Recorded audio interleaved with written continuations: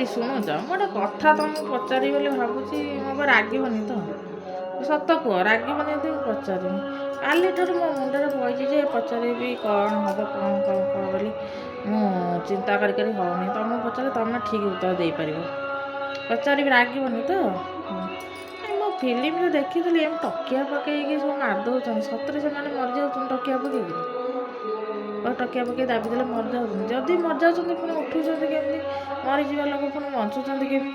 ଆମ ଗାଁ ତ ସେମିତି କାହିଁ ହେଉନି। ସେଦିନ ସେ ସୁକୁଟା ବୋଉ ମରିଗଲା, ସମସ୍ତେ କାନ୍ଦିଲେ ବୋବେଇଲେ, କାହିଁ ସିଏ ତ ଆଉ ଉଠିଲାନି। ସେମିତି କ'ଣ ହେଉଛି?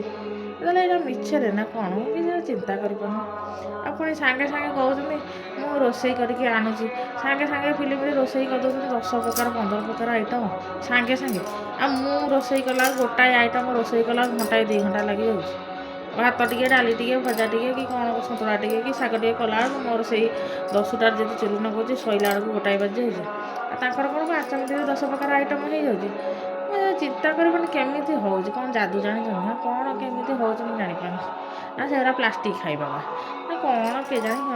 କାଲିଠାରୁ ସେଇ କଥା ଭାବି ଭାବି ମୋ ମୁଣ୍ଡ ଟେନସନ୍ ହେଇଯାଉଛି।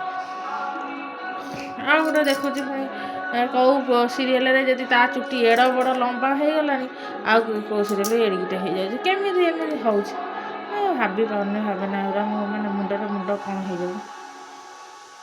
କ'ଣ କହିଲ? ଆଉ ଟିଭି ଦେଖିବି ନାହିଁ। ତମେ ତ ଏମିତିଆ କଥା ଆଉ ସେଇ ଯୁଗରୁ ମୋତେ ପଚାରିବାକୁ ଭଲ ଲାଗେନି। ମୁଁ ମୋ ଭାବନାରେ ମୁଁ ଠିକ୍ ଠାକ୍ ଥିଲି।